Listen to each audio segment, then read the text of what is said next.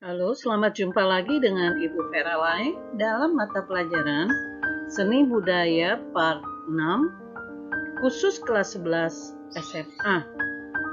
Sebelum masuk lebih jauh, jangan lupa like, comment, and subscribe channel YouTube ini. Terima kasih. Kali ini kita akan belajar tentang menerapkan gerak tarik kreasi, fungsi, teknik, bentuk, jenis, dan nilai estetis sesuai dengan iringan. Tujuan pembelajaran. Setelah mempelajari materi ini, siswa diharapkan 1. Dapat mendeskripsikan gerak tarik kreasi berdasarkan fungsi tari, teknik, bentuk, jenis, dan nilai estetis sesuai iringan. 2. Dapat mengidentifikasikan gerak tarik kreasi berdasarkan fungsi tari, teknik, bentuk, jenis, dan nilai estetis sesuai iringan.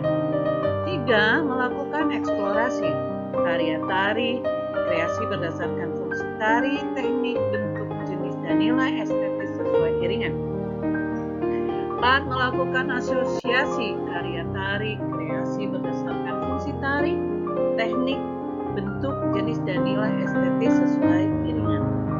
5. Mengkomunikasikan karya tari, kreasi berdasarkan fungsi tari, teknik, bentuk, jenis, dan nilai estetis sesuai iringan.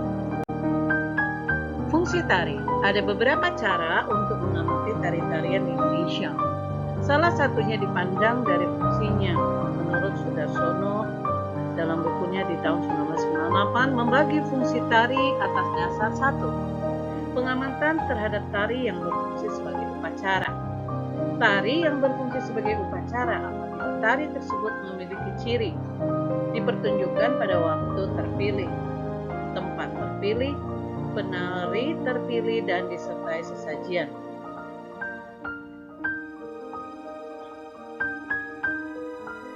Gambar di samping ini adalah salah satu contoh tari yang berfungsi sebagai tari di dalam upacara. Namanya tari hudok dari Kalimantan, dan tari ini dipakai untuk upacara kematian.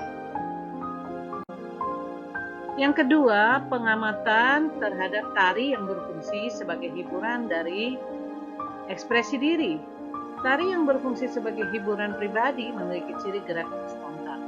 Pernahkah kamu menyaksikan orang menari dengan gerakan spontan seperti itu? Perhatikan gambar di samping ini.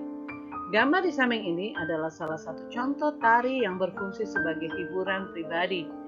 Nama tariannya adalah tari tayub, berasal dari Blora.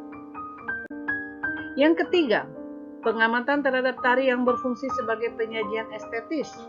Tari yang berfungsi sebagai penyajian estetis adalah tari yang disiapkan untuk pertunjukan. Kalian bisa lihat di sini adalah salah satu contohnya adalah tari piring dari Sumatera. Bentuk dan jenis tari. Menurut jenisnya, tari digolongkan menjadi 3, yaitu 1. Tari rakyat, tari yang berkembang di lingkungan masyarakat lokal, hidup dan berkembang secara turun-temurun. Yang kedua, tari klasik, tari yang berkembang di keraton.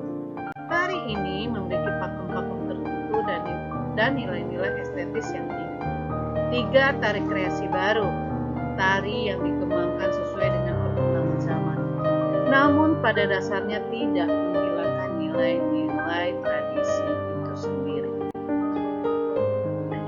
Pada garis besarnya, tari kreasi dibedakan menjadi 2 golongan.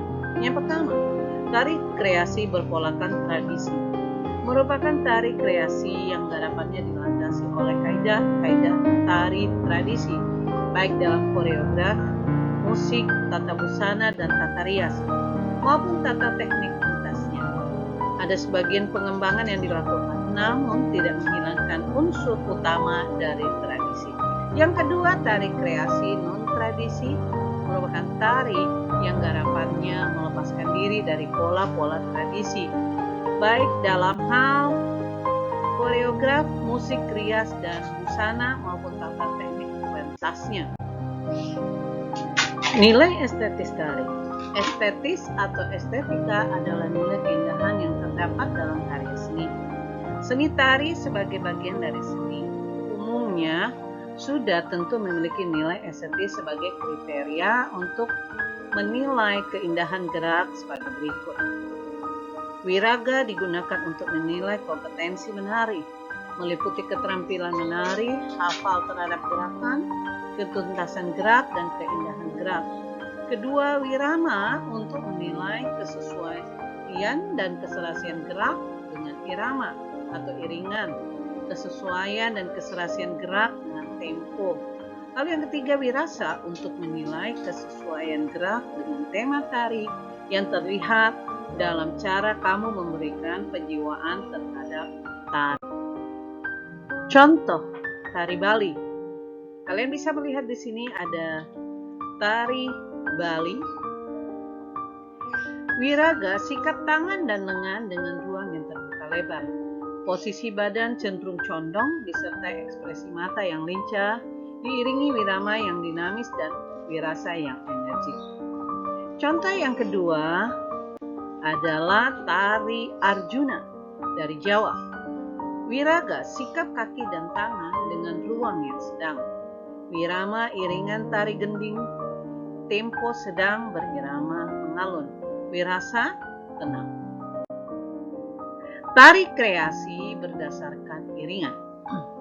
Seperti kita ketahui bahwa musik dan tari selalu bersama. Bagaimanapun juga, apabila musik diperdengarkan, maka besar kemungkinan ide gerak tari akan dipengaruhi oleh musik. Masuknya iringan musik akan menambah semangat baru bagi sebuah pertunjukan.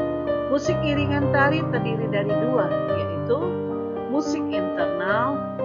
Musik internal adalah musik atau bunyi-bunyian yang berasal dari anggota tubuh, yaitu tepuk tangan atau tepukan anggota tubuh, jentikan jari, dan hentakan kaki ke tanah. Contohnya kita bisa lihat tari saman dari Aceh atau tari kecak dari Bali. Yang kedua, musik eksternal. Musik eksternal adalah bunyi-bunyian atau suara yang berasal dari musik atau instrumen, yaitu gamelan, keyboard, gendang, dan angklung. Contoh tari kandangan dari Jawa Barat dan gandrung dari Banyuwangi.